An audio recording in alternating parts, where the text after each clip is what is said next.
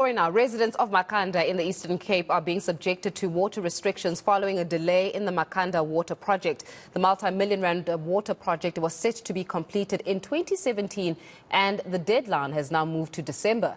Meanwhile, residents in Makhanda are reportedly subjected to only 50 litres of water a day. Let's speak now to Makana Residents Association with the committee member, Sally Price-Smith. Sally, thank you so much for your time this morning. A very good morning to you. I mean, to even say 50 litres of water a day seems like something unfathomable. But let's talk a little bit about the realities that the residents are actually facing and these promises that were made of this water project actually being underway.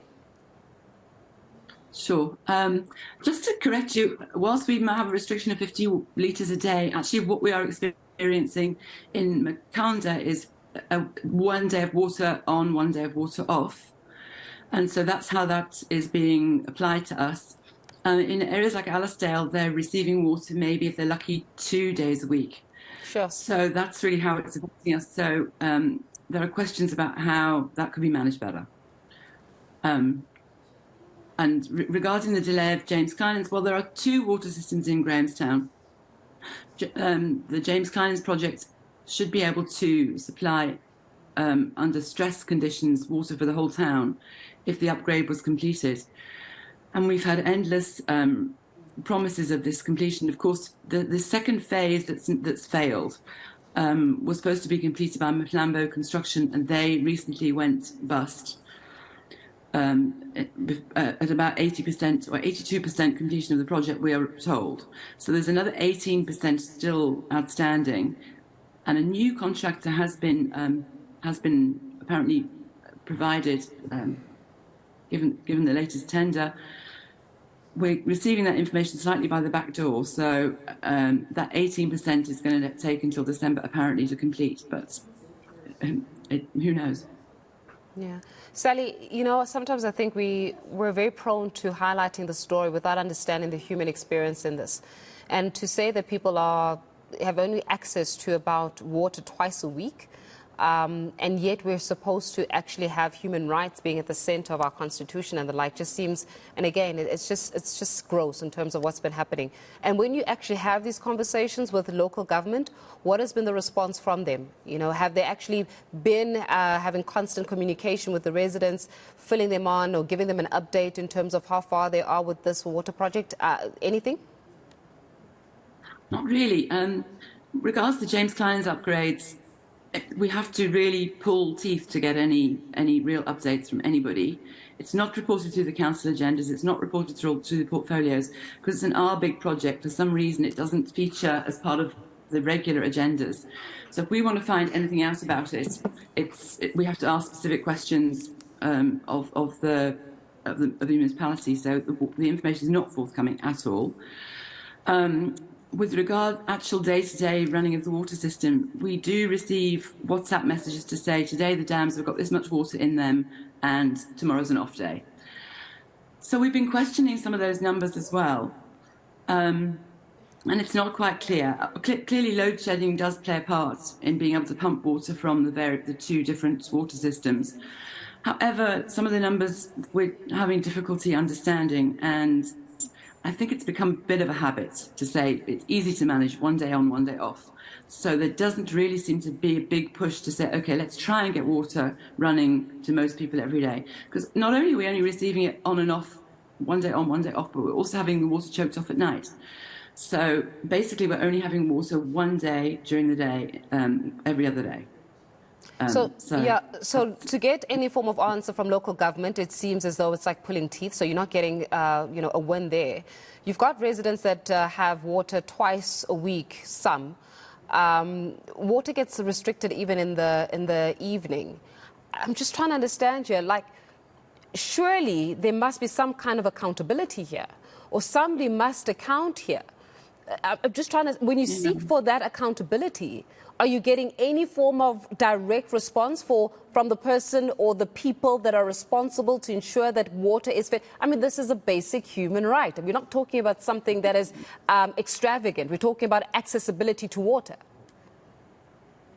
I think the simple answer is not really. I mean, everybody is hiding behind the load shedding issue, which definitely does have a part to play.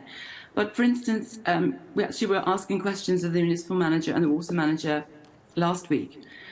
And let's go back to the 2 water treatment plants. So the water that comes out of James Clynes comes out of Glen Melville and has a cost associated with it because it's bulk water coming from that system.